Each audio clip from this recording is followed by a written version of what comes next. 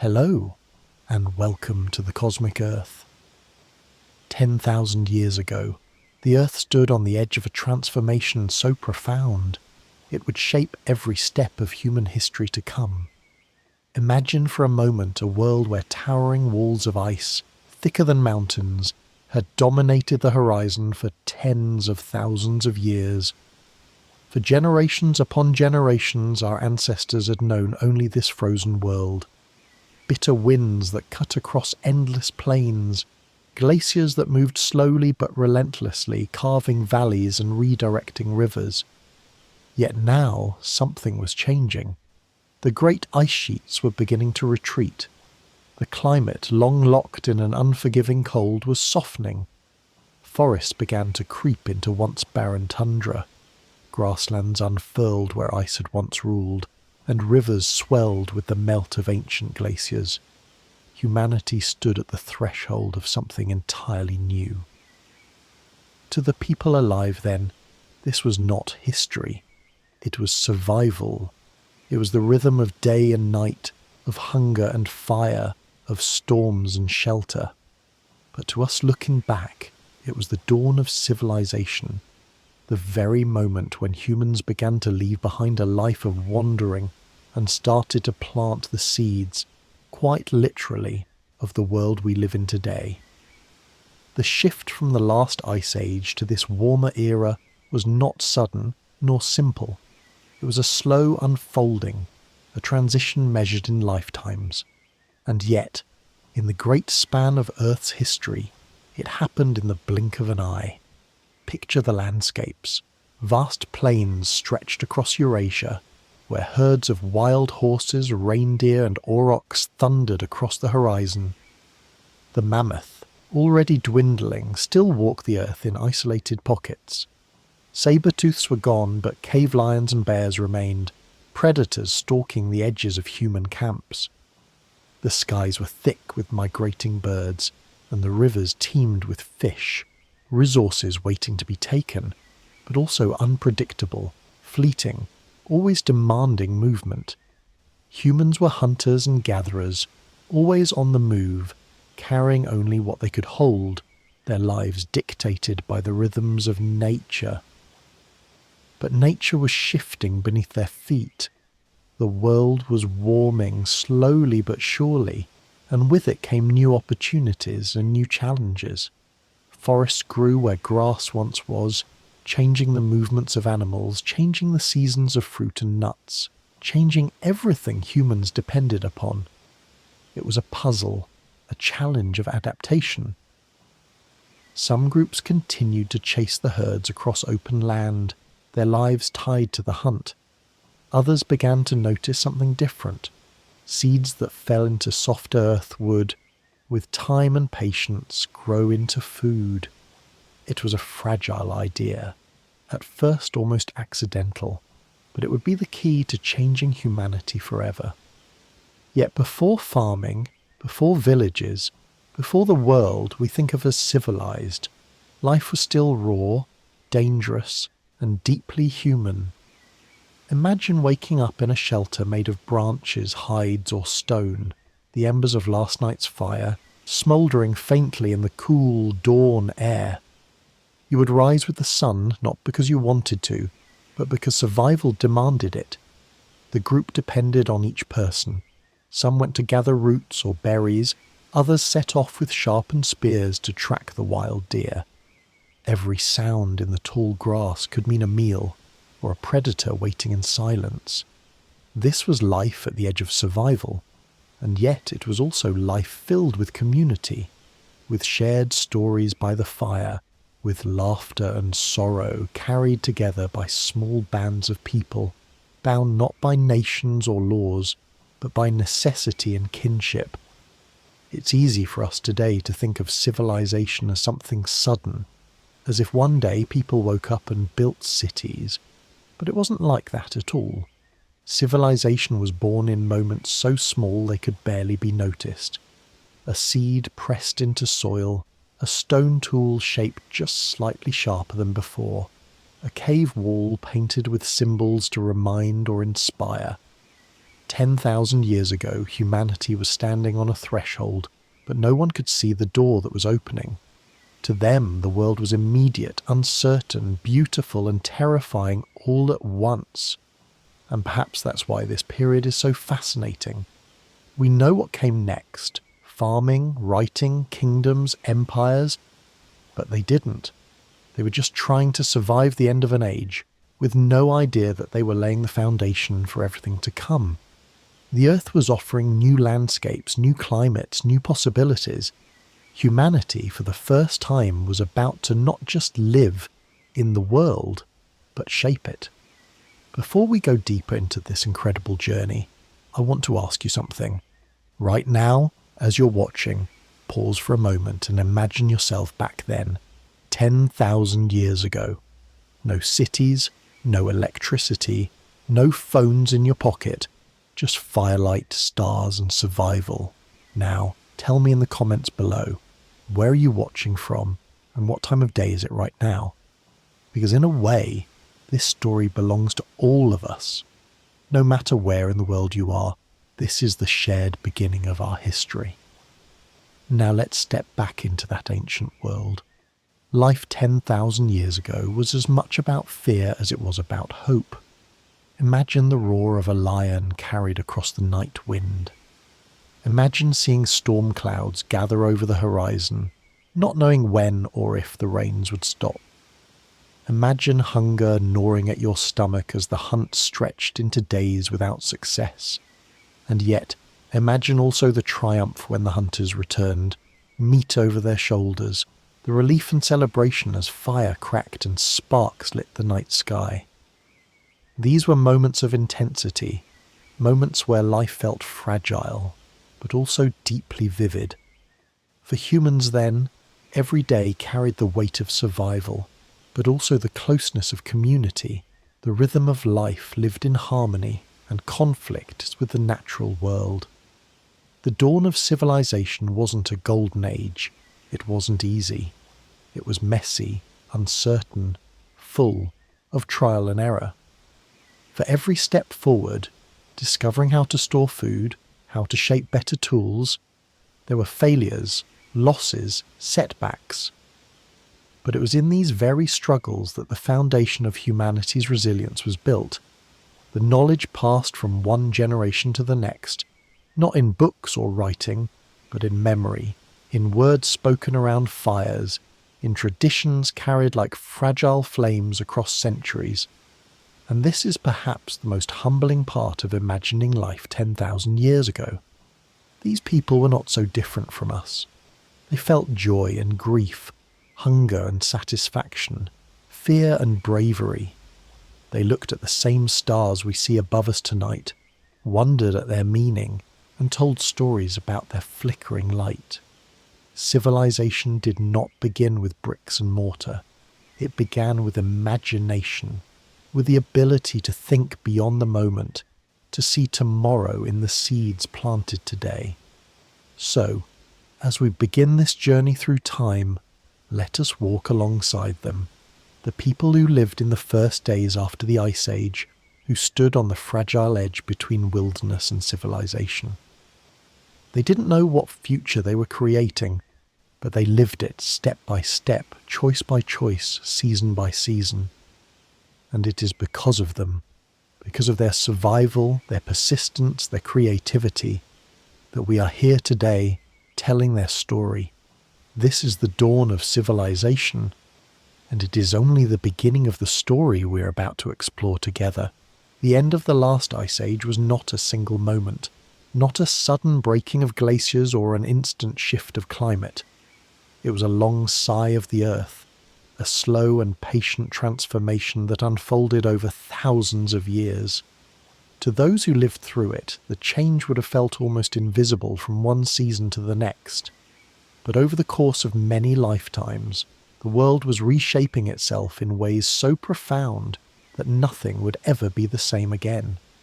For nearly 2 million years, cycles of ice had gripped the planet in their cold fist, advancing and retreating with the rhythm of Earth's orbit and tilt.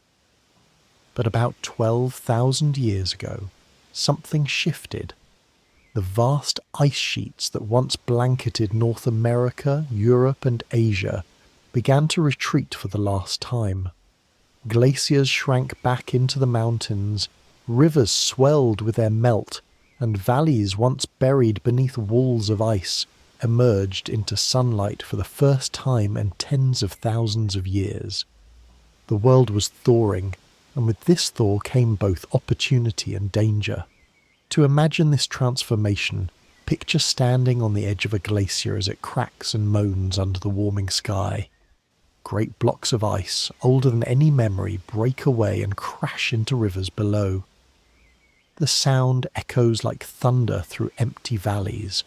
Water surges across plains, carrying with it boulders and soil, reshaping the land in torrents of unstoppable force. Where once there had been only frozen silence, now there was motion, rushing, carving, flooding. This was not a gentle rebirth. It was violent, dramatic, chaotic. The earth itself seemed restless, waking from a long slumber. And with every shift in the landscape, humans had to adapt. The wide open plains where reindeer once roamed began to shrink as forests spread. Oak, birch and pine advanced northward, their roots sinking into thawing soil, their canopies crowding out the grasses that once supported great herds. The world of the mammoth steppe, that vast grassland stretching across continents, was vanishing. In its place came new ecosystems, new prey and new challenges. Hunters who once depended on tracking reindeer across open land now had to stalk red deer through dense woodlands. Rivers that once flowed steadily swelled unpredictably with meltwater, sometimes flooding entire regions. What had once been familiar hunting grounds could vanish under lakes or swamps in just a generation. But along with the uncertainty came abundance. Where the ice retreated, fertile soils emerged, rich with minerals ground down by glaciers, valleys filled with wild grasses, fruits and nuts.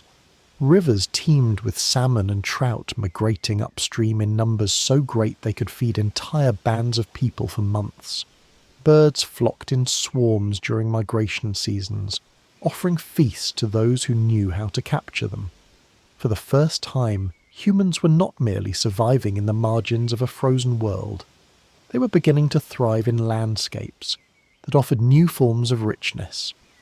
Yet the transformation was not only in the land. The warming of the earth brought storms of a different kind. Climates shifted suddenly, sometimes violently. A decade of warmth could be followed by years of bitter cold.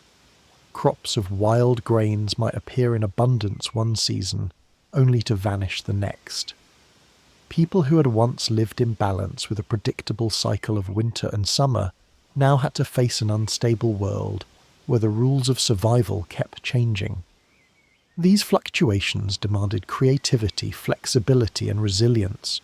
It was not enough to know the old ways. Now humans had to invent new ones. Imagine living in that time. You are a member of a small group, moving with the seasons. 1 year, the reindeer return as always and your people feast.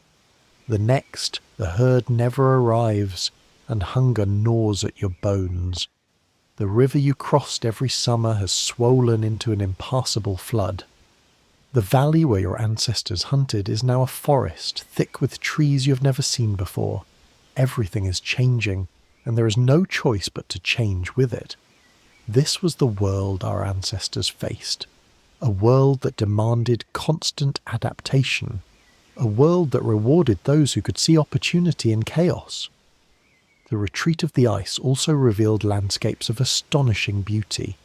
Fjords carved by glaciers filled with seawater, becoming winding coastlines where humans fished and gathered shellfish.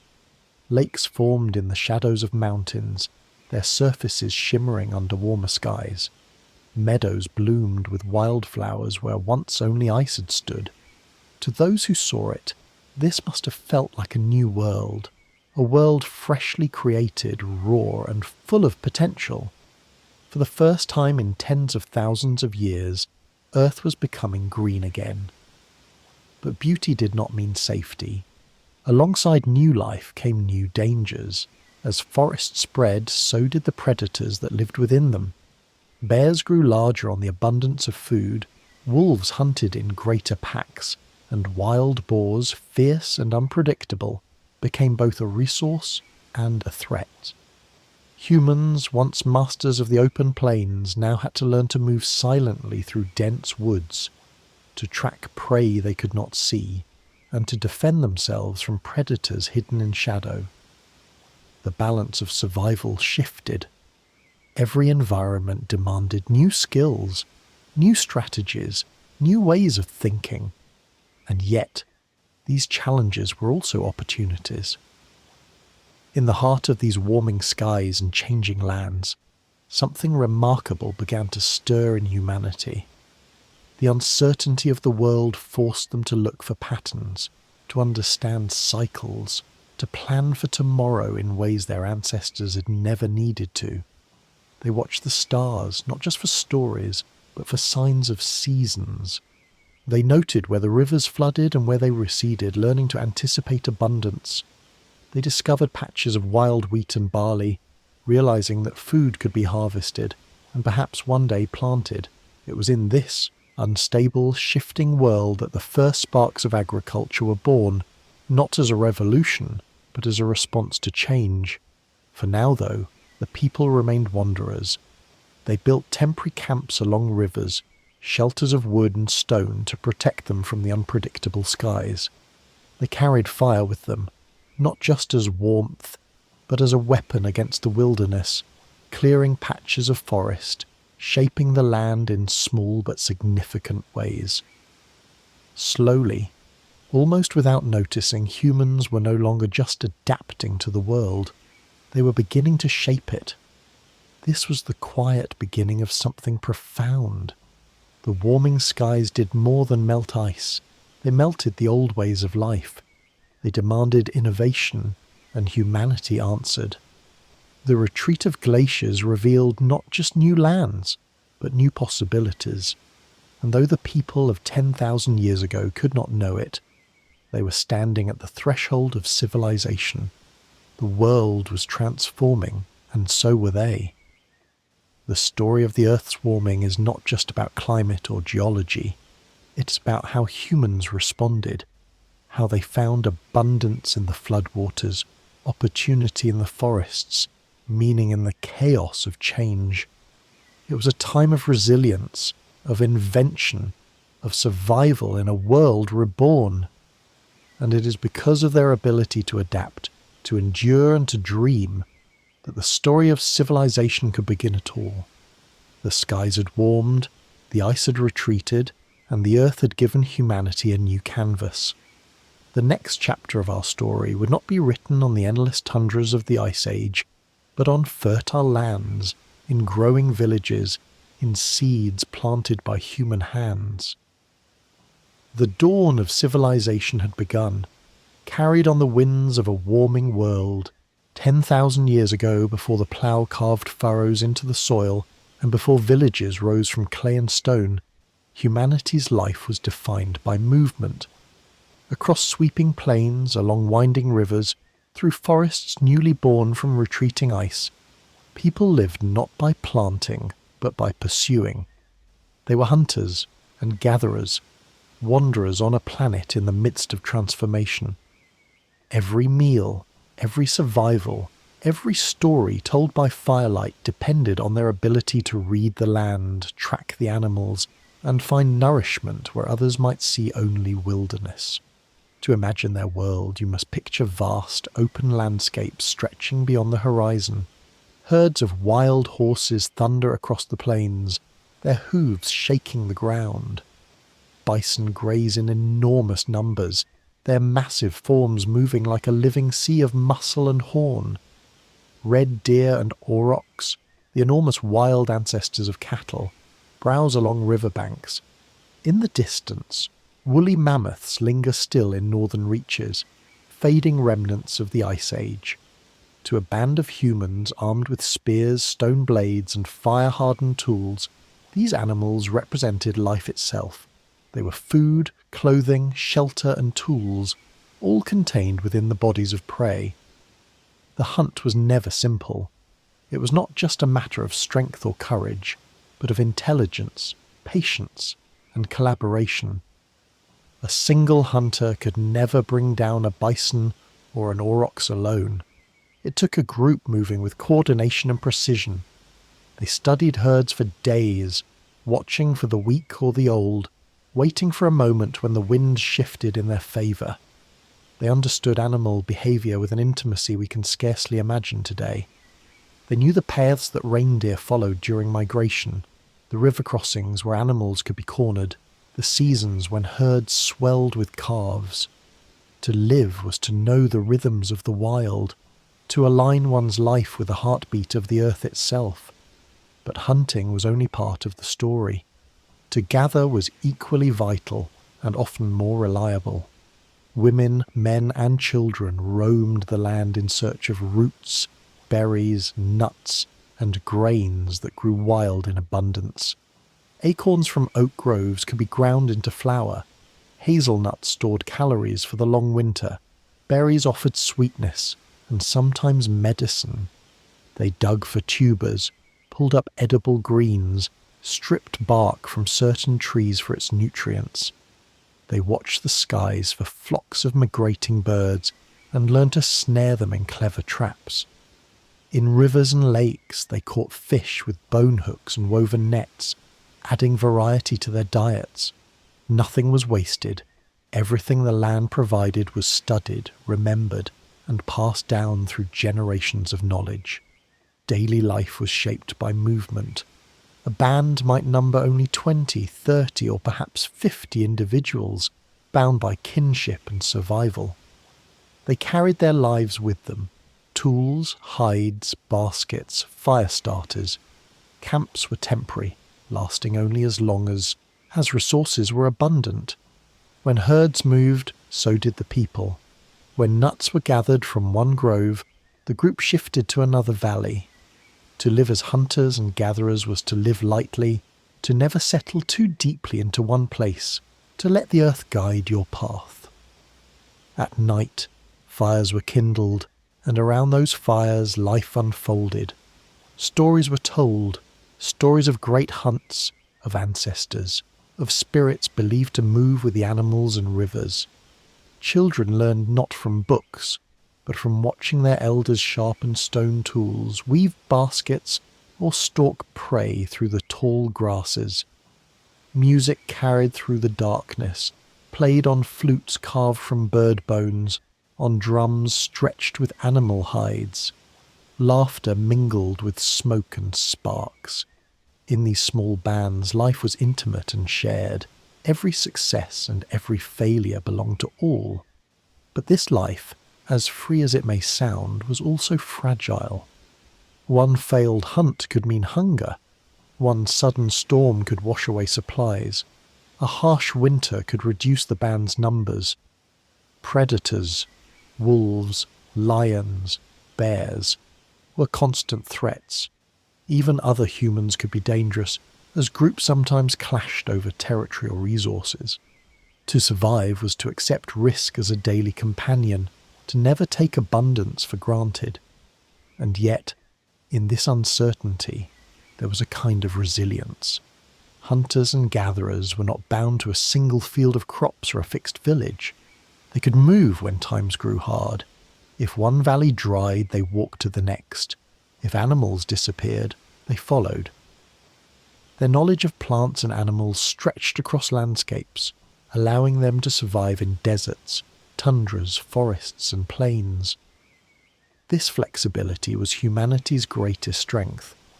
Long before we built cities, we learned to read the land like a living book, to find answers in its pages of stone, water, and grass.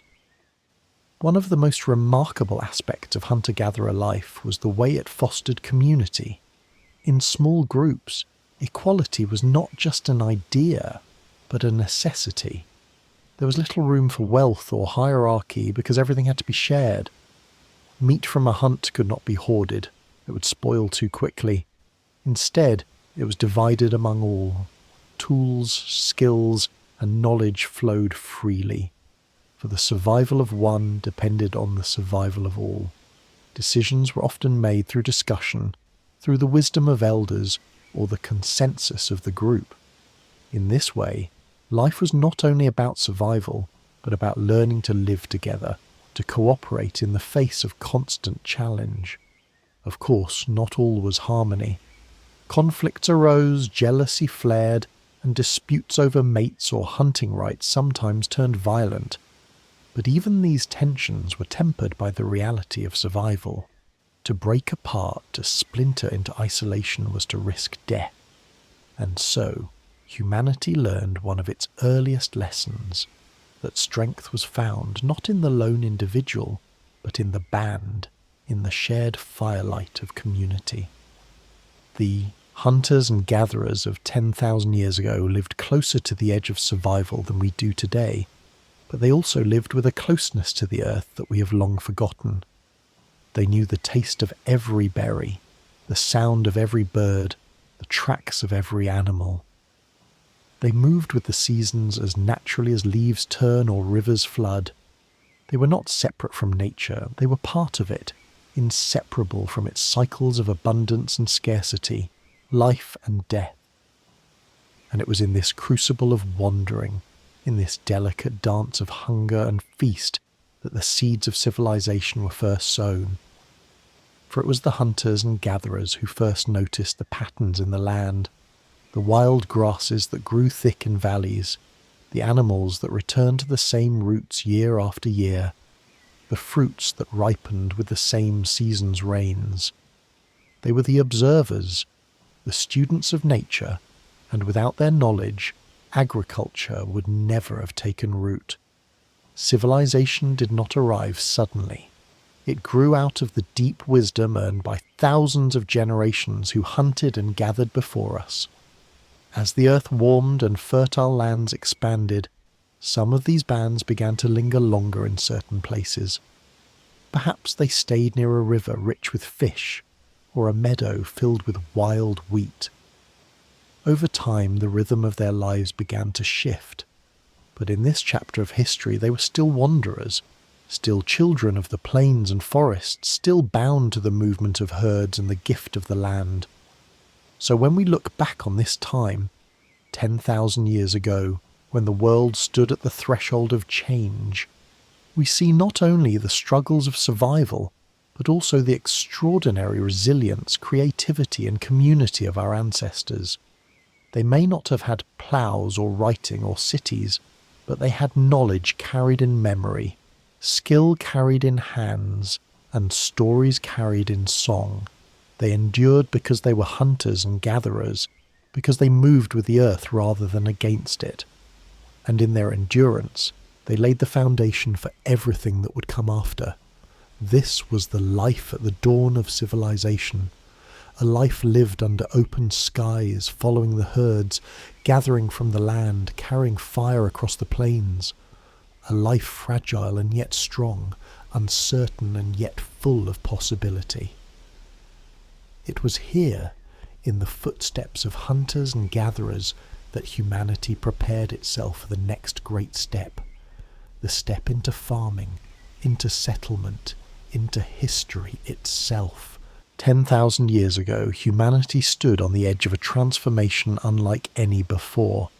For countless generations, survival had been written in the chase of the hunt, in the gathering of wild roots and berries, in the restless migration across plains and valleys. But somewhere in this endless cycle of pursuit, people began to notice something extraordinary. Seeds scattered on the ground one season sprouted into life the next. Wild grasses grew taller and thicker in certain places year after year. Plants had their own patterns, their own rhythms, and with careful hands humans discovered that they could shape those rhythms, bending the wild into something new. This was not just food. This was the beginning of control, the first steps toward agriculture, and with it the dawn of civilization itself. Imagine a band of people setting camp along a river valley in what is now the Fertile Crescent. They have stopped here many times before, drawn by the abundance of wild wheat and barley that sways like a golden sea in the summer sun. For generations they had gathered these grains by hand, stripping the stalks, crushing the seeds, and baking them into flat cakes of nourishment.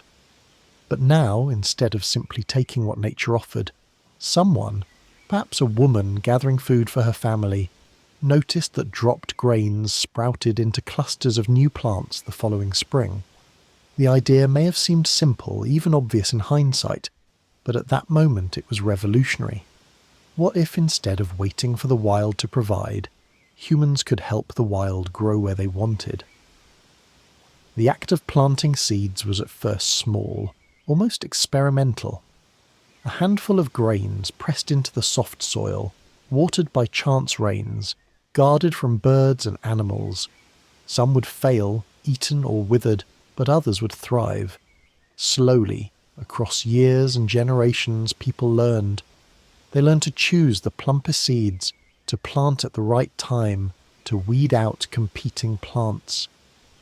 This quiet experimentation, carried out across scattered groups, began to shape a new way of life, and what a powerful shift it was. For a hunter-gatherer, food was always uncertain. A good hunt could mean a feast, but a missed migration or harsh winter could bring famine. With seeds there was potential for something new, security. A patch of earth, carefully tended, could provide a steady source of food. No longer entirely at the mercy of herds and seasons, people began to root themselves in place. What started as small gardens became fields, and what began as a clever observation became one of the greatest revolutions in human history. Agriculture was not discovered in one single place, nor was it the work of one people alone. All across the world, in different landscapes and climates, humans were making similar discoveries. In the Fertile Crescent, wheat and barley became the foundation of early farming. In China, along the banks of the Yangtze and Yellow rivers, people began cultivating rice, its roots spreading through the flooded paddies they learned to shape. In the Americas, maize was slowly transformed from a small wild grass into the golden corn that would one day feed millions. In Africa, sorghum and millet became staples, adapted to the dry climates of the savannah. Everywhere that people lived, they found plants that could be nurtured, plants that offered nourishment and survival. But farming was never easy. To sow seeds was to invest in the future, to labour for a harvest that might not come. Storms, droughts, pests and floods could all wipe away the efforts of months. Unlike hunting, where success or failure was immediate, farming required patience, faith and planning. It was a gamble against nature itself, and yet it was a gamble worth taking because the rewards were profound. A good harvest meant not just food for today, but food stored for tomorrow. It meant security through winter, and even enough surplus to trade with neighbours. Slowly, this surplus began to shape the very structure of human life. The rise of agriculture transformed the relationship between humans and the land. Where hunters and gatherers once moved lightly, leaving few marks on the earth, farmers began to shape landscapes with deliberate intent. They cleared forests to make fields, diverted rivers into irrigation channels, built stone walls and fences to protect crops from animals. The land was no longer just a stage upon which humans survived. It became a partner, a canvas on which they painted their survival with soil and seed. And with farming came profound social change. No longer was survival bound to the constant migration of herds. People began to stay in one place longer, returning to the same field season after season. The first villages grew around fertile lands, clusters of homes where people could watch over their crops and share in the work of planting and harvesting. This was a shift not just in lifestyle, but in world-view. For the first time, humanity was learning what it meant to settle, to root themselves in place as firmly as the plants they tended. Agriculture also changed the rhythm of time. Hunters and gatherers lived by the immediate cycles of migration and gathering, their days shaped by the chase of prey or the ripening of fruit. Farmers, on the other hand, learned to measure seasons with precision. They watched the skies, marked the solstices, and tracked the phases of the moon, for the success of their crops depended on knowing exactly when to plant and when to harvest. This gave rise to the earliest calendars, to the beginnings of astronomy, and to the shaping of rituals around planting and reaping. The very heavens became tied to survival, and in that connection, the seeds of religion and culture took root. But agriculture brought not only abundance, it also brought vulnerability. With crops came dependence, and dependence could turn to disaster when harvests failed. Floods could drown fields, droughts could starve them, locusts could strip them bare. Where hunter-gatherers could move to new lands when times grew hard, farmers were bound to their fields. This new way of life brought both stability and risk, abundance and fragility. It demanded cooperation, planning, and in time, leadership. Those who organised labour, stored grain, and protected harvests became important figures in early communities, and with them arose the first stirrings of hierarchy and power. Still, the benefits outweighed the dangers, and agriculture spread like a quiet fire across the continents. In its wake, humanity changed forever. Populations grew, sustained by reliable food supplies. Settlements expanded, giving rise to villages that would one day become towns and cities. Surplus food allowed some people to step away from farming and take up other roles: toolmakers, traders, leaders, priests. Division of labour, specialisation, and trade all emerged from the fertile soil of agriculture. In planting seeds, humans had planted the roots of civilization itself. Think of how radical this change was. For hundreds of thousands of years, humans had lived as wanderers, dependent on the unpredictable generosity of nature. Then, within a span of a few generations, they began reshaping their world in deliberate ways. It was not just survival anymore, it was creation. With every seed pressed into the soil, humanity declared a new kind of future, one shaped not only by chance but by choice. And yet, we must not imagine that this transition was simple or immediate. For many generations, people lived in a world between two ways of life. Some continued to hunt and gather, while others experimented with farming. Some bands resisted the new way, preferring the freedom of movement, the richness of the hunt. Others embraced the security of fields and villages. For centuries, the old and the new coexisted, sometimes blending, sometimes clashing. The dawn of agriculture was not a sudden sunrise, but a long, slow breaking of light across the horizon of history.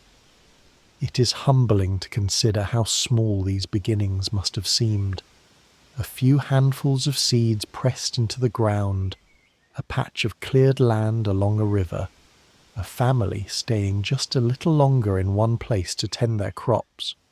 Yet from these humble acts grew everything we know today: cities, nations, writing, art, science, technology.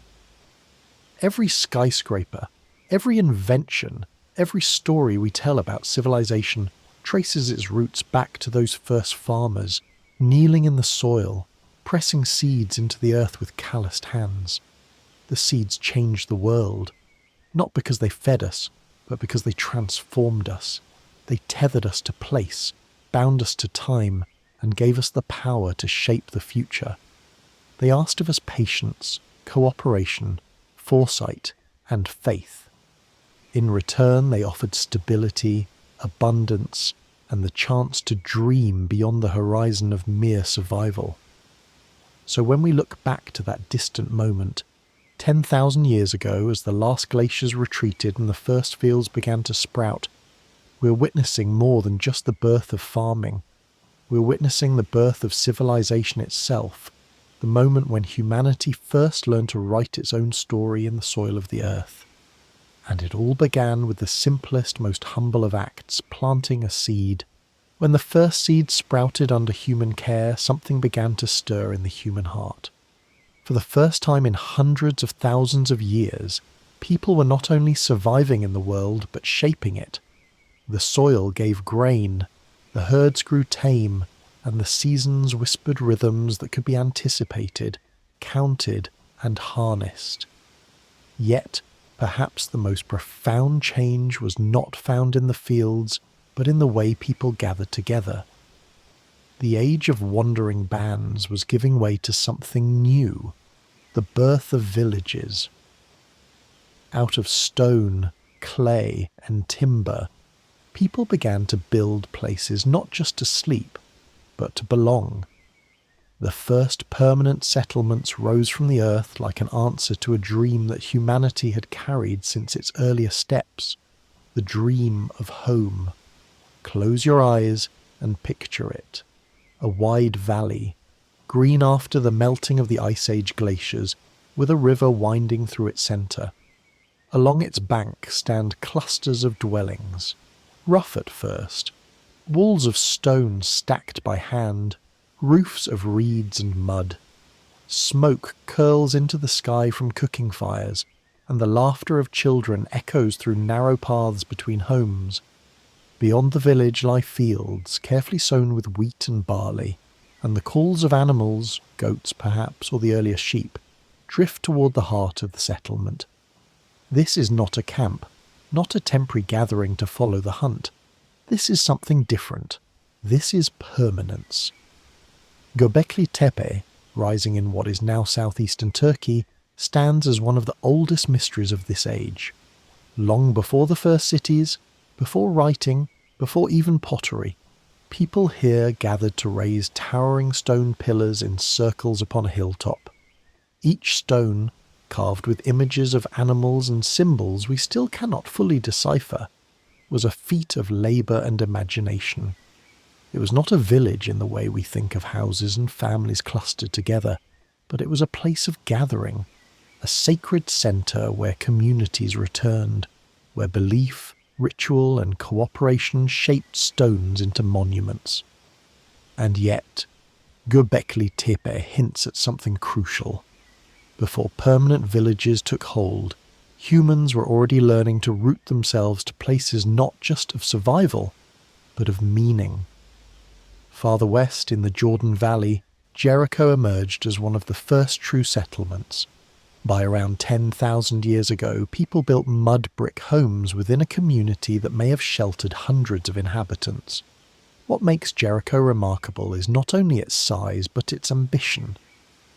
Towering walls surrounded the settlement, including a stone tower over 30 feet high, perhaps to defend against floods or to stand as a symbol of unity and protection. Within those walls lay the pulse of an emerging community, shared labour, shared protection, and shared life. Jericho's people were not simply living beside each other, they were building together, creating a place that endured across generations. Then came Çatalhöyük, in what is now central Turkey, a settlement so unique it almost defies imagination. Its houses were built tightly together, wall against wall with no streets between them. People entered their homes not through doors but through ladders leading down from the rooftops. Imagine standing there, looking out across the rooftops of hundreds of homes, like a honeycomb of human life, where neighbours could walk from house to house across the roofs. Inside, walls were painted with images of hunting, animals, and perhaps even dreams of the unseen world. Shrines filled with bull skulls and sacred symbols suggested that the people of Çatalhöyük lived not only in a physical village but also in a spiritual one. These early villages represented a profound shift in human existence. For the first time, people could leave behind the uncertainty of wandering, the constant search for food, and instead invest in places that grew with them. A house could be repaired, rebuilt, passed down. Fields could be expanded and improved. The bones of ancestors could be buried under the floors, anchoring families to the very ground they lived upon. This was not merely survival, this was continuity, the birth of heritage. But permanence came with its own challenges. A village required cooperation on a scale that nomadic bands had never known. Crops had to be planted and harvested in coordination. Water needed to be shared. Disputes over land, over animals, over labour had to be settled, lest the fragile harmony of the settlement crumble. Living together meant compromise, negotiation, and the slow, sometimes painful creation of rules. The first whispers of what would one day become laws. In this way, villages were not just physical spaces but laboratories of human society. They were where we learned to live not just as families but as communities. There were other challenges too. Permanent settlements tied people to their land, but they also made them vulnerable. A failed harvest could no longer be solved by simply moving on. Floods or droughts threatened not only individuals but entire communities, and permanence brought with it the risk of conflict. Villages, with their stores of grain and herds of animals, became tempting targets for outsiders. Defence became as essential as cooperation, and the walls of Jericho may stand as an early symbol of this reality, that to live together people had to protect together. Yet for all these difficulties, the rewards of village life were undeniable. A settlement allowed for greater sharing of knowledge. Skills could be passed not just within families but across the community. One person might learn to shape obsidian into sharper blades, another might discover new ways to store grain, another might develop techniques to weave cloth or build sturdier homes. As knowledge pooled, innovation flourished, and with innovation came culture. Rituals deepened, art blossomed, myths spread, and the first threads of collective identity began to weave. The rhythm of life in these villages was different from the wandering past. Morning might begin with the tending of animals, the milking of goats, or the feeding of sheep. Fields called for labour, sowing in spring, harvesting in late summer, threshing and storing for the seasons ahead. In between came the shared tasks of repairing homes, crafting tools, raising children and preparing food. But life was not only toil. There were gatherings at hearths, shared meals, songs sung under starlight and stories told of ancestors and spirits. With permanence came the luxury of reflection, the chance to imagine not just the next hunt, but the shape of the world, the nature of life, and humanity's place within it. If you listen carefully, you can almost hear the heartbeat of these ancient places, the quiet hum of daily labour, the laughter of children chasing each other across rooftops in Çatalhöyük, the low murmur of voices gathered around a shrine in Göbekli Tepe, the determined rhythm of hammers striking stone at Jericho's walls. Each sound is a note in the music of civilization beginning to play. The rise of villages did not mark the end of the hunter-gatherer world. For centuries, even millennia, the two ways of life coexisted. Some groups chose to remain mobile, valuing freedom over permanence, following herds and seasons rather than walls and fields. Others embraced the stability of settlement. Sometimes they traded, sometimes they clashed, but together they shaped a world in transition. A world neither wholly wild nor wholly settled, but something in between. And yet, from these early villages the pattern was set. Humanity had discovered the power of place, the strength of permanence, the promise of community. From stone and clay, from walls and shrines, from hearths and fields, the blueprint of civilization began to emerge. The story of cities, kingdoms and nations that would follow traces its lineage back to these humble beginnings. When we think of the rise of civilization, it is tempting to leap ahead to the grandeur of pyramids, temples and empires.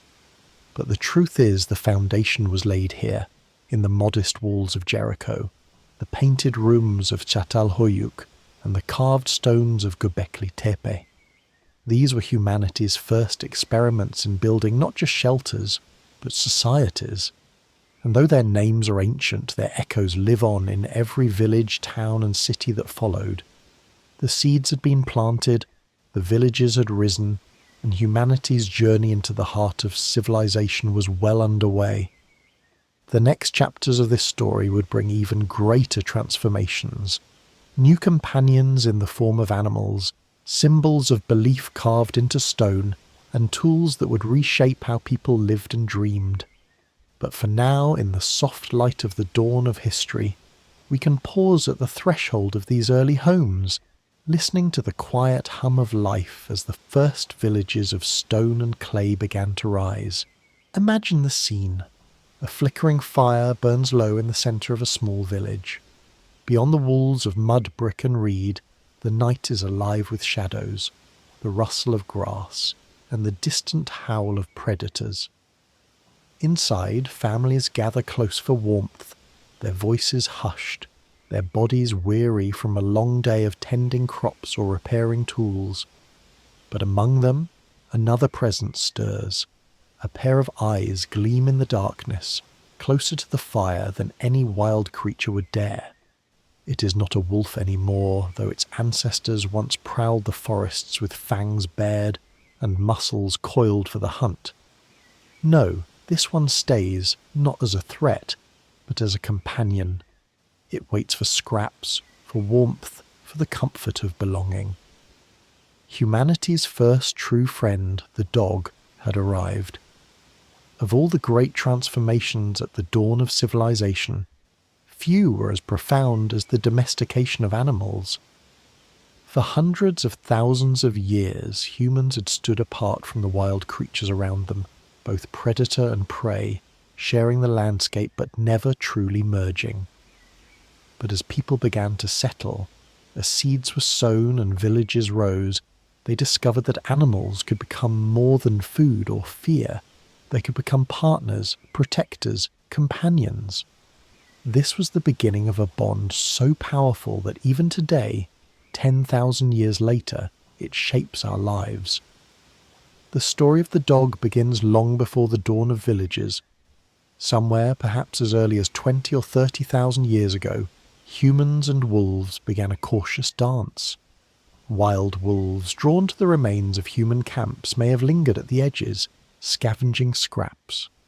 Some were less aggressive, more tolerant of human presence, and it was these wolves that gradually edged closer. In return for food, they offered alarm at the approach of strangers or predators, their keen senses serving as early warning systems. Over generations, this relationship deepened. Wolves that were calmer, more sociable, were welcomed. Those traits were passed down, slowly, without anyone fully realizing it. Wolves transformed into something new. They became dogs, not wild hunters, but companions who shared the human fire. By the time villages were rising, the dog was already at humanity's side. They guarded homes, barked at approaching strangers, hunted alongside their human families, and perhaps most importantly, offered loyalty in a world of uncertainty. To imagine the life of an early settler without dogs is to leave out one of the most enduring and comforting presences in human history. But the dog was only the beginning. As humans looked to the land they farmed, their eyes turned toward other animals. Goats and sheep were among the first to be brought from wild to tame, their paths intertwined with humanity's growing need for stability. Imagine a small herd of goats, once wild on rocky hillsides, now corralled at the edge of a village. They were more than just animals. They were living stores of food, milk, hides, and bone. Unlike the uncertain chase of the hunt, they offered predictability, a resource that grew and multiplied with care. To the first farmers, they must have seemed like gifts of renewal, as essential as the crops in their fields. The domestication of goats and sheep was not a simple process. These were animals with instincts honed by millennia of survival against predators, wary and wild. To bring them under human care required patience, observation, and ingenuity. Hunters who once stalked these animals learned instead to guide them, to cull selectively, to choose those that were smaller, more docile, easier to manage. Over generations, the fierce independence of the wild began to soften into dependence, and a new relationship emerged, not one of predator and prey, but of caretaker and herd. Sheep gave wool, soft fibres that could be spun into thread, woven into cloth, a technology that would later revolutionize human comfort and trade. Goats gave milk, a renewable source of nourishment that could be consumed fresh or transformed into early forms of cheese. Both offered meat when necessary, their body sustaining human communities through lean seasons. And beyond the practical, there was something deeper, a sense of control over the uncertainty of life. With animals at their side, people no longer lived entirely at the mercy of the hunt or the unpredictable wild. They had partners in survival. This partnership, however, was never without challenges. To keep animals meant to defend them, from predators, from thieves, from disease. Wolves, ironically, still roamed the edges of villages, eyeing the herds that had once been their prey in the wild. Lions and leopards prowled the plains, opportunistic hunters ready to strike at night. The task of guarding animals became as important as tending crops, and it may be here that dogs found their most vital role, protectors of the herd. Their sharp senses, their loyalty and their courage made them indispensable to early herders. The bond between shepherd and dog, still alive today, was forged in these early centuries of settlement. The domestication of animals also reshaped human culture. Caring for herds required cooperation, planning, and shared responsibility. Families or entire communities worked together to move animals to grazing lands, to build enclosures, to protect them at night. Herding demanded a rhythm of life as steady as farming itself, binding people not just to fields, but to the living creatures that depended on them. And in return, humans began to see animals not only as resources, but as companions with whom they shared their world. Archaeological discoveries hint at the depth of this bond. Graves have been found where dogs were buried beside humans, sometimes with care and adornment, as if their role was more than practical, as if they held a place in the human heart. In some cases, the remains of goats and sheep were also found in ceremonial contexts, perhaps offerings to the unseen powers, perhaps acknowledgements of their importance to survival. These were not mere beasts, they were woven into the fabric of human life and belief. It is easy to forget in our modern world of cities and technology how radical this transformation was. For countless millennia, humans had lived in a world where animals were either threats to avoid, prey to hunt, or curiosities to observe. But here, 10,000 years ago, the line blurred. Animals became something else, allies, partners, even family. It was a shift not just in survival strategy, but in worldview. Humanity's circle of belonging expanded, for the first time including other species not as rivals, but as kin. Picture for a moment a child in one of these early villages. She wakes in the morning, stepping down the ladder into her family's home, the smell of smoke and clay thick in the air. Outside, she runs barefoot across packed earth, a dog at her heels barking playfully. Beyond the houses, she hears the bleating of goats, her family's herd, and perhaps she carries a basket of feed to scatter, watching as the animals crowd around. To her, these animals are not wild things, but part of her daily world, as familiar as the tools her father carves or the grain her mother grinds. She grows up not in fear of the wild, but in the comfort of a shared life, her companions both human and animal. The domestication of animals also opened new paths for imagination. Myths and stories began to take shape, inspired by the creatures now close at hand. Dogs became symbols of loyalty, guardians of the threshold between life and death. Goats and sheep, vital for survival, appeared in rituals and offerings, their presence intertwined with the sacred. In these stories and practices, animals were no longer just resources, they became part of the great mystery of existence, teachers, symbols, and guides in the human journey. As villages grew and spread, so too did the influence of these first companions. The partnership between humans and animals was not confined to one place, but carried across landscapes, across generations. The presence of dogs, goats, and sheep marked the transition from hunter-gatherer to farmer, from wanderer to settler. They were living evidence of humanity's new power to shape the world, to bend the rhythms of nature toward human need. And yet, even in their domestication, animals carried with them a reminder of the wild. The bark of a dog still echoes the howl of its wolf ancestors. The eyes of a goat still hold the wild spark of the mountains from which it came. Sheep, gentle and domesticated, still bear the ancient memory of predators stalking the grasslands. In their companionship, humans were not leaving the natural world behind, but weaving it into their lives in new and enduring ways. At the dawn of civilization, the first companions of humanity stood beside us, not behind us. They shared the fire, the fields, and the future. They reminded humans that survival was not a solitary endeavour, but a partnership, across species, across landscapes, across time. And so, the bond that began with cautious wolves at the edge of the fire grew into one of the defining relationships of human history, a bond that continues even now, thousands of years later, in every bark, every bleat, every soft nudge of an animal that has chosen to walk beside us.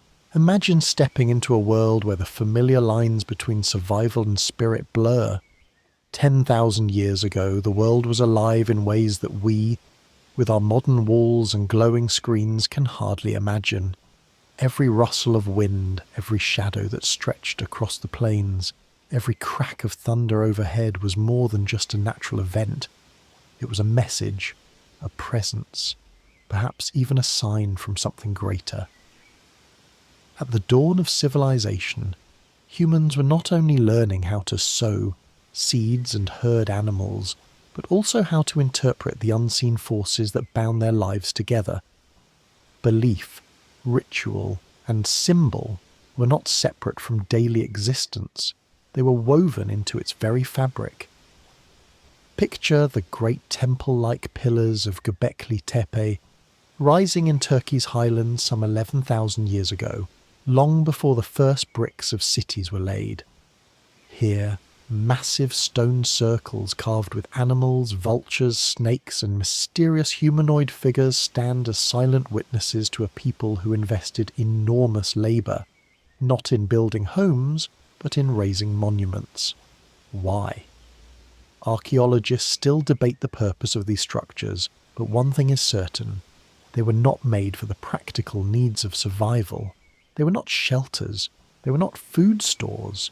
They were something else entirely. Symbols, places where humans gathered to connect with powers beyond the physical. These stones mark the first clear evidence that ritual and belief were at the very heart of what it meant to be human in this new era. We must imagine the people who gathered there. They did not yet have writing, nor cities, nor kings. But they had vision.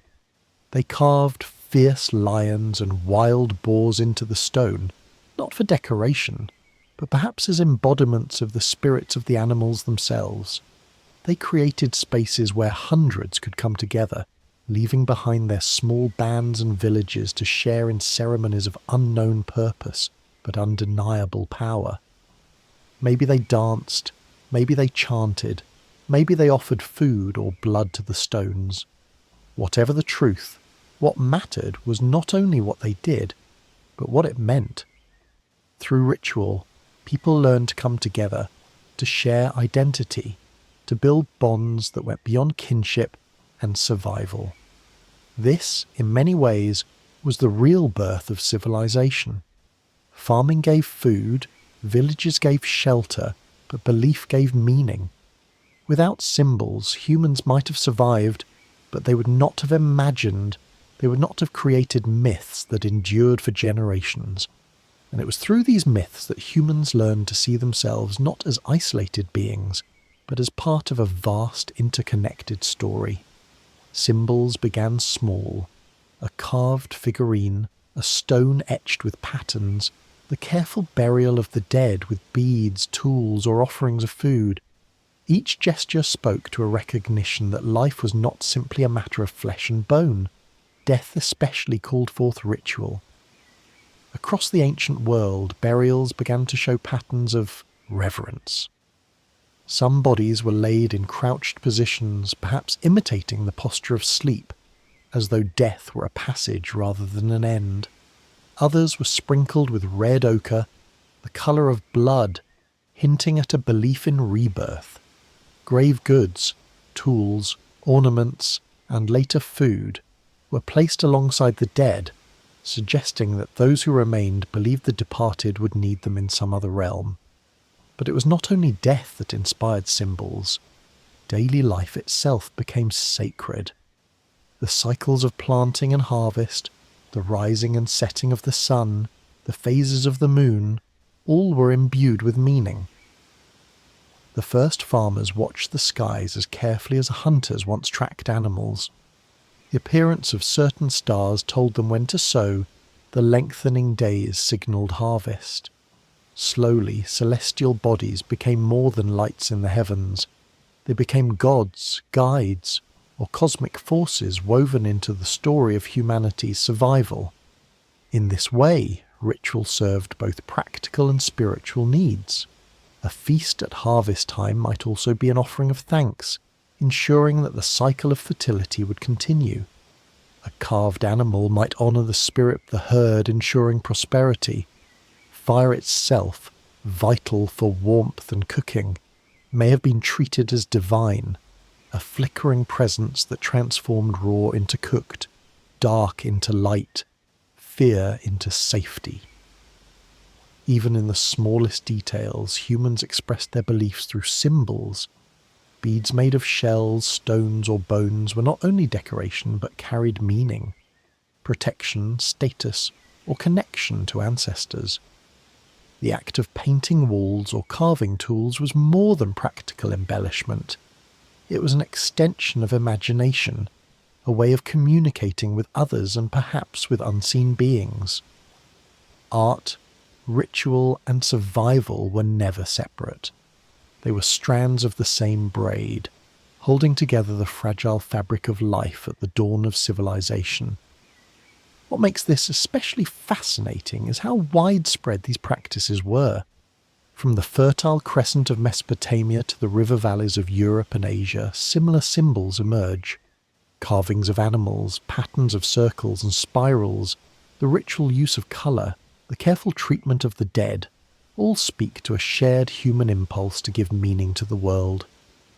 Even though these communities were separated by mountains, rivers and distances we can scarcely imagine without modern travel, their beliefs show a kind of unity.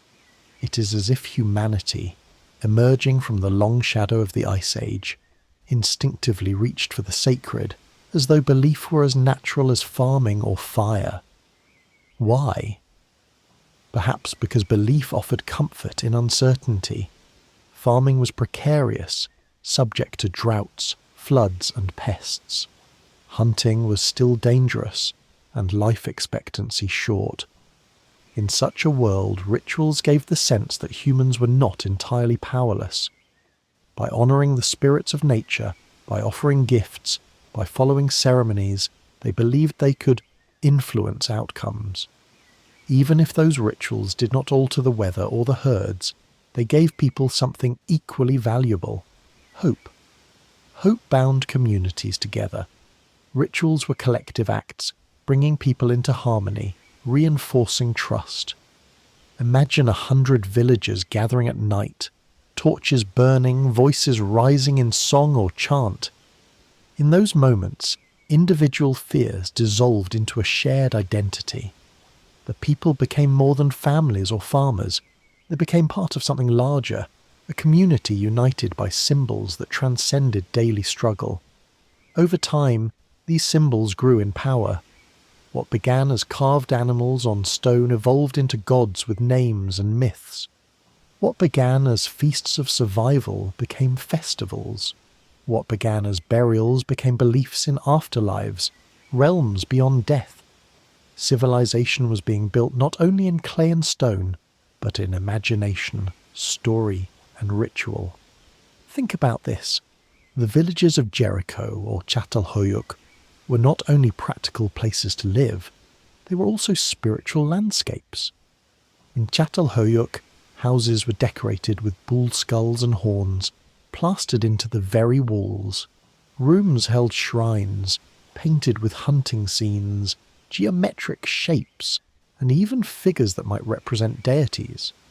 These were not separate temples, but homes themselves turned into sacred spaces, where the spiritual and the ordinary flowed seamlessly together. To the people of Çatalhöyük, life was not divided into sacred and profane. Every act, from grinding grain to tending the hearth, could be a ritual. In many ways, symbols of belief were the first bridges between humans and the unknown. They allowed people to tell stories, to imagine forces larger than themselves, to find meaning in suffering and joy. They gave shape to the invisible, allowing early humans to grasp what could not be seen. And those symbols endured, transforming over millennia into the myths, religions, and philosophies that continue to shape human thought today. When we look back across 10,000 years, it is tempting to see these early rituals as primitive, as simple attempts to explain a world that science now understands. But to dismiss them is to miss their profound role. Without symbols, without rituals, humanity might never have built the bonds that allowed large communities to form. Belief was not a weakness, but a strength, a way to unify, to give purpose, to dream of something more than mere survival. And so, at the dawn of civilization, humans discovered not only how to farm, herd, and settle, but also how to imagine. They learned that life was more than food and shelter. It was meaning. It was connection to unseen forces, to ancestors, to gods, to stories yet to be told. They carved that meaning into stone, painted it on walls, lived it in rituals that echoed across valleys and plains. These symbols of belief were not only expressions of the human spirit, they were the very foundation of civilization itself. If there is one thread that binds the story of humanity from its earliest beginnings to the rise of civilization, it is our tools. From the first sharp-edged stones clutched by trembling hands hundreds of thousands of years ago, to the polished stone axes and blades of 10,000 years ago, each generation of tools told a story of adaptation, survival, and imagination. At the dawn of civilization, humans were no longer just hunters wielding crude flints.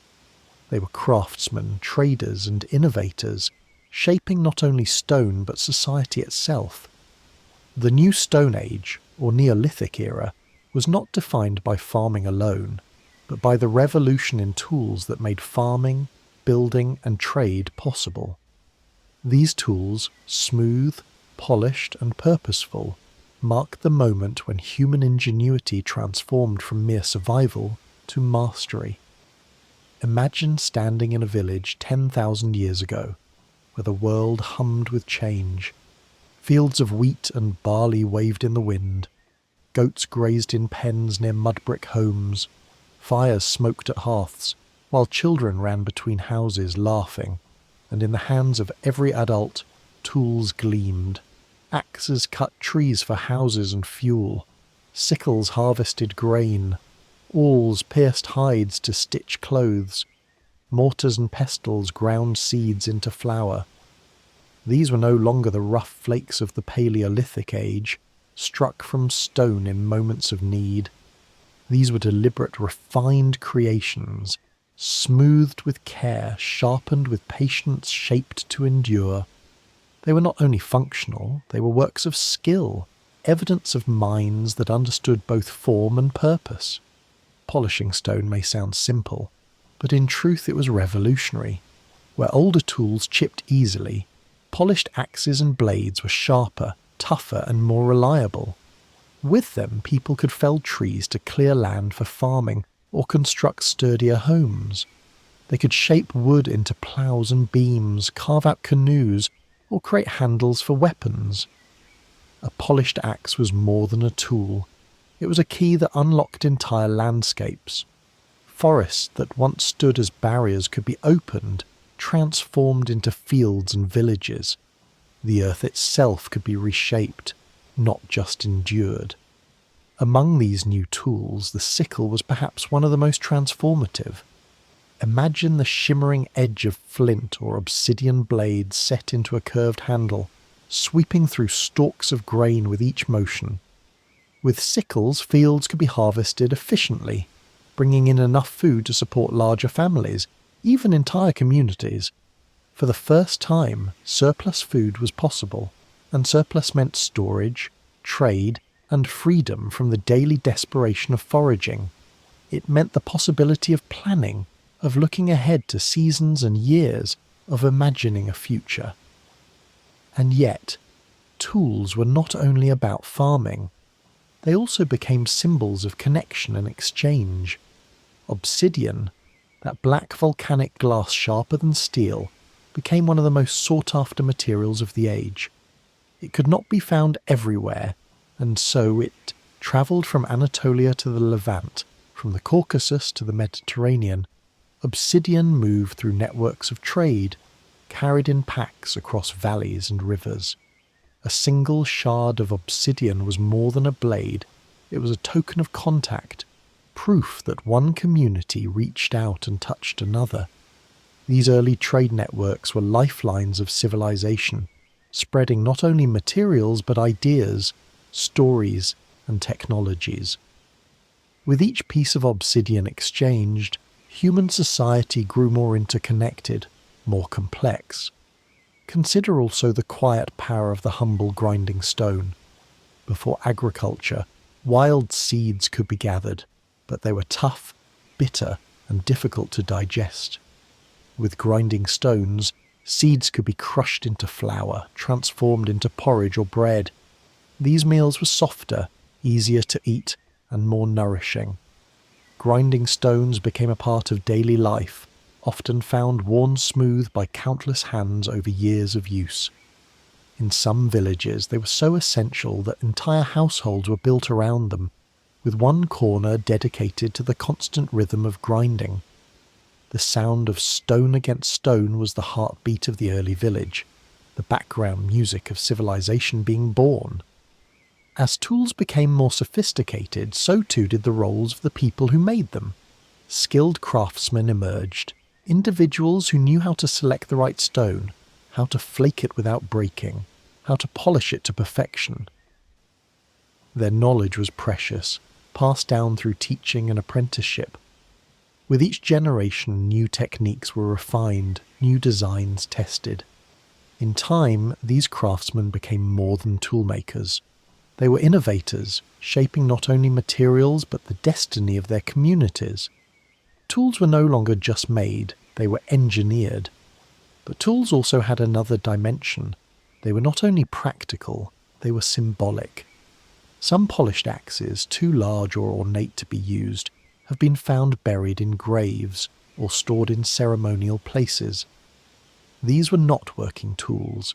They were symbols of power, perhaps status, perhaps connection to the spirit world. A finely made axe might have been the sign of a leader, or an offering to the gods of fertility and harvest. Tools thus became part of ritual, carrying meanings beyond their immediate purpose. They linked the physical and the spiritual, the practical and the symbolic, the human and the divine. Clothing too was transformed by tools. With bone needles and flint awls, humans stitched garments from hides and woven fibres. Over time, fibres from plants like flax were spun into thread, woven into cloth. This marked yet another leap forward. Clothes became lighter, more adaptable, more diverse. Just as tools gave shape to the land, they also gave shape to the body, protecting it, adorning it, and expressing identity.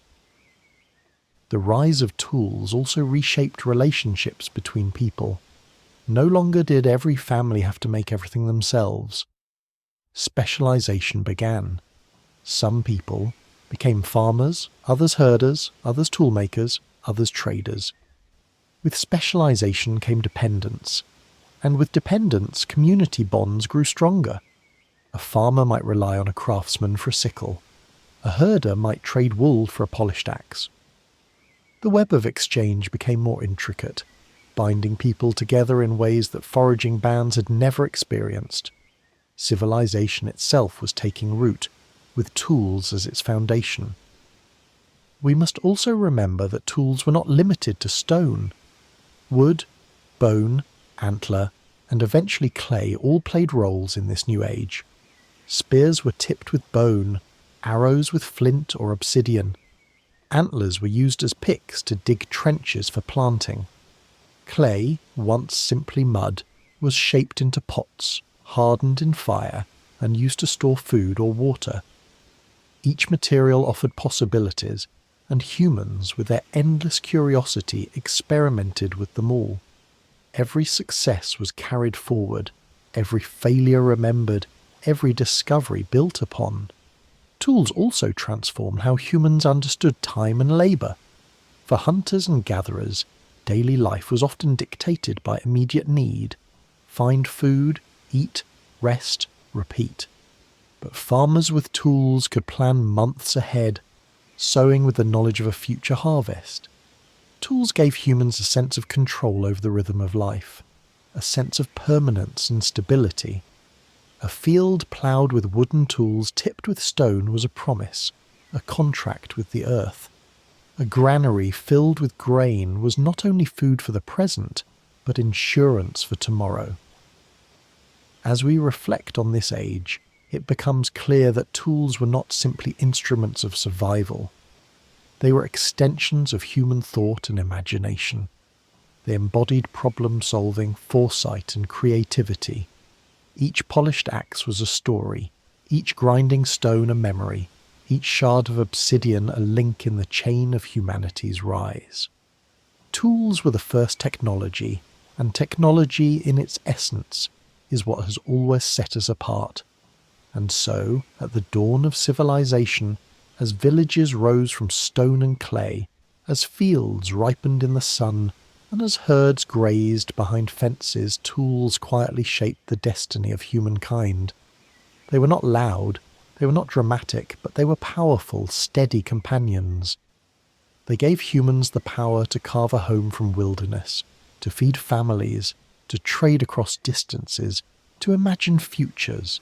They were the invisible foundation on which all else rested. Without tools, there could be no farming, no villages, no rituals, no trade. Without tools, there could be no civilization.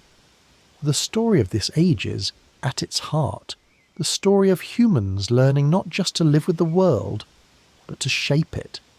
And with each stroke of stone against stone, with each polished blade, with each grain ground into flour, humanity carved its path into history, one tool at a time. For all their ingenuity, for all the polished stone tools, tamed animals, and growing fields of grain, the lives of humans 10,000 years ago balanced on a razor's edge. Civilization was stirring, but it was still fragile, vulnerable to the moods of the earth, the rhythms of the skies, and the dangers that lurked in every season. A single flood could wash away a year's harvest. A sudden drought could turn fertile soil into dust. A sickness among goats or sheep could unravel the food supply of a village. For the first farmers and settlers, survival was never guaranteed. It was a daily negotiation with forces far greater than themselves. Imagine walking through a Neolithic village at the height of summer. The air hums with the sound of insects, the fields are tall with ripening grain, and the herds graze lazily beyond the fences. It seems like abundance, a promise of plenty. Yet behind this abundance was always a whisper of fear. What if the rains do not come this year? What if the river floods too high? What if the harvest fails? Unlike hunters and gatherers, who could always move on in search of new lands, farmers were rooted. They had invested in the soil, in the homes they built, in the herds they raised. That rootedness gave them stability, but it also gave them vulnerability. To stay in one place was to depend on it utterly. The earth itself was unpredictable. Glaciers were retreating, but the climate was still unstable, shifting from cold to warmth in irregular rhythms. Floodplains, so fertile for farming, could also unleash devastating torrents when rivers swelled with melting snow or heavy rains. Villages built near rivers found both life and death in their waters. A river could nourish crops and fill clay jars with water, but in a single season it could rise, sweep through homes, and leave devastation behind. For early farmers, survival meant learning the moods of the land, planting not too close to the flood's edge, storing food on higher ground, and building with resilience. Drought was equally cruel. Fields that promised plenty could wither under a blazing sun, leaving families to scrape together meals from dwindling stores. Without irrigation systems, which would not appear for centuries in places like Mesopotamia, farmers were at the mercy of the weather. They could pray, they could plan, they could ration, but often they could only endure. Drought tested not only their resources but their unity. Would the community share what little food remained? Or would hunger fracture bonds and spark conflict? The line between cooperation and desperation was thin, and in that fragility lay the fate of entire villages. Animals too brought risk as much as reward. Domesticated goats, sheep, and dogs gave food, wool, milk, and companionship. But herds were vulnerable to disease, to predators lurking in the forests, to theft by rival groups. A single outbreak of illness could sweep through the pens, wiping out animals that represented years of effort. Predators, from wolves to big cats, prowled the edges of settlements, testing the defences of fences and fires. Protecting herds required constant vigilance, and in many ways, the animal's survival was inseparable from the people's own. Even within the village walls, survival was never certain. Fire, the friend of warmth and cooking, could also turn into an enemy. A single spark on a dry thatched roof could engulf a home, perhaps even the entire cluster of houses in flames. Disease too lurked in the close quarters of settled life. Where hunter-gatherers moved often, leaving waste behind, farmers lived together, with animals close by, water stored in jars, food stored in granaries. Such conditions bred illness, small outbreaks that could weaken or kill, threatening the delicate balance of survival. Yet for all these dangers, humans persisted. They adapted. They learned to build stronger homes with stone foundations and clay walls, to store food in pits lined with clay or baskets sealed with pitch, to herd animals more securely, to spread crops across different fields so that one disaster didn't mean total ruin. They developed rituals and beliefs that gave meaning to uncertainty, ceremonies to ask for rain, offerings to gods or spirits to protect herds and fields. These beliefs were not just spiritual, they were a form of resilience, a way to give people hope and unity in the face of forces they could not control. And there were moments of triumph, when a harvest was bountiful, when a winter passed with enough food, when the herds gave healthy offspring, The village would gather in celebration. Fires would blaze, songs would echo, and stories would be told of ancestors and spirits. In those moments, survival was not just endurance, it was joy, community, and the sense that humanity was moving forward, step by step, despite the fragility of it all.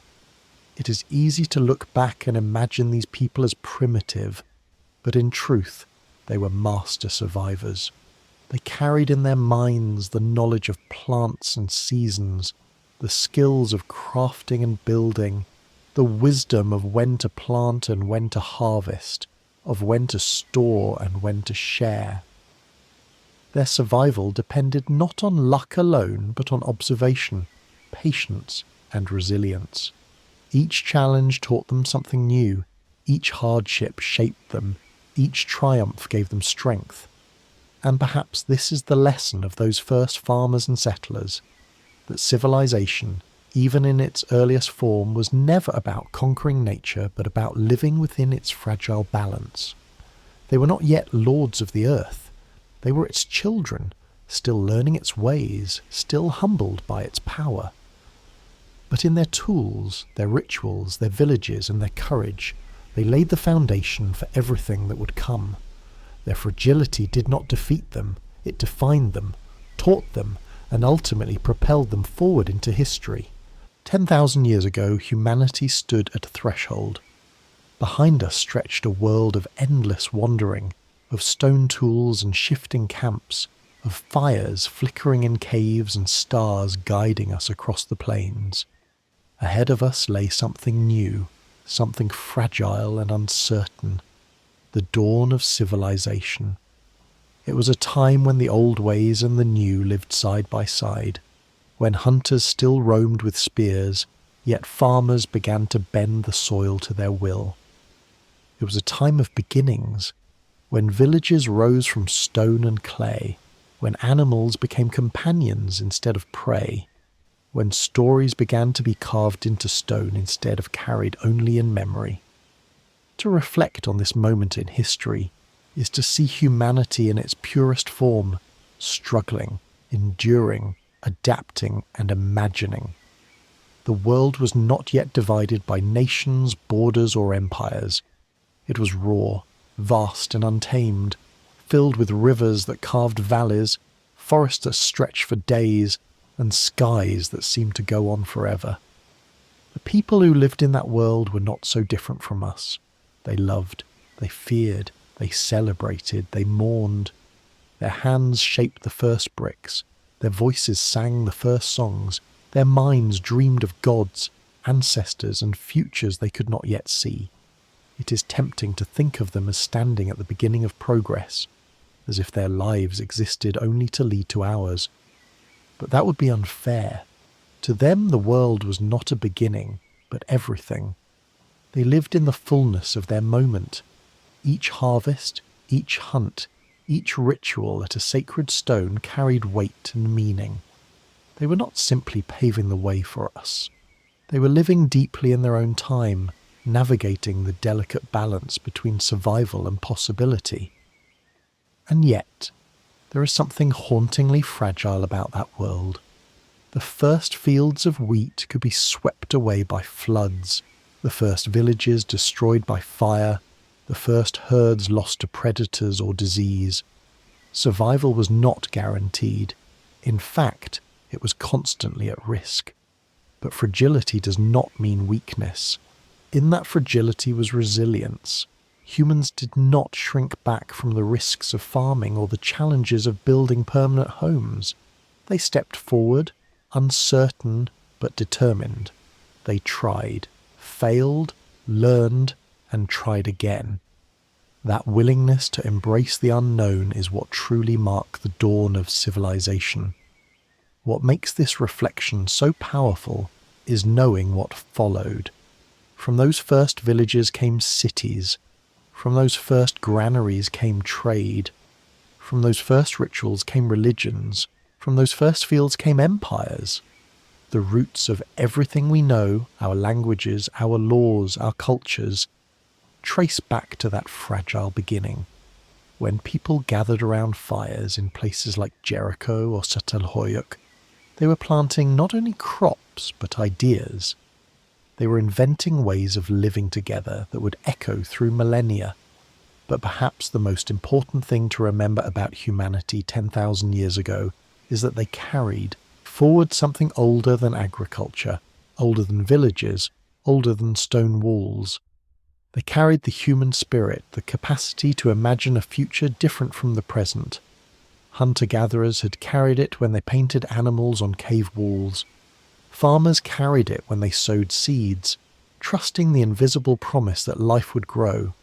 Villagers carried it when they built walls not just for protection, but for belonging.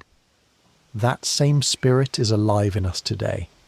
As we reflect at the edge of history, we might ask, what lessons did those early people leave us?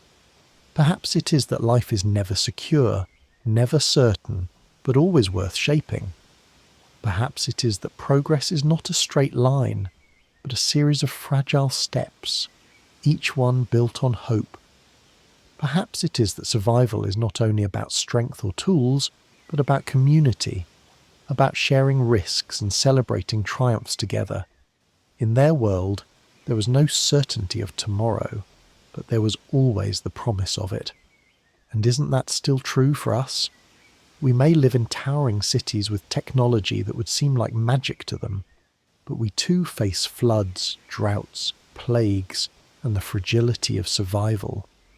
The balance they navigated is the balance we still walk, though on a grander scale. Their story is our story, written in the soil, carved into stone, and carried in our DNA. So when we think of humans 10,000 years ago, we should not see them as distant strangers, but as reflections of ourselves. They were us, curious, inventive, afraid, and hopeful. They walked into an unknown future with nothing but their hands, their minds, and their courage. And from that, they built the foundations of everything we are today. And maybe, just maybe, the truest reflection at the edge of history is this: civilization is not a finished product. It is still fragile, still uncertain, still dependent on our ability to adapt, to cooperate, to imagine. Just as they looked to the stars and wondered, so do we. Just as they faced the unknown and pressed forward, so must we. The dawn of civilization was not a moment long past. It is a dawn that continues. Each day we choose to build, to dream, and to endure. If their story moves us, it is because it is still unfolding. And the torch they carried into the future is now in our hands. And before we close this journey together, I'd love to hear from you. Take a moment now to share in the comments. Where are you watching from, and what time of day is it for you? Are you listening in the stillness of the night, or in the brightness of morning? It's incredible to think that while we are reflecting on people who lived 10,000 years ago, we are also part of a global community connected in this very moment. And if you've enjoyed this journey through the dawn of civilization, don't forget to give this video a thumbs up and subscribe for more explorations into the mysteries of history and humanity. Because the past is not just behind us, it is alive, within us, shaping every step we take into the future.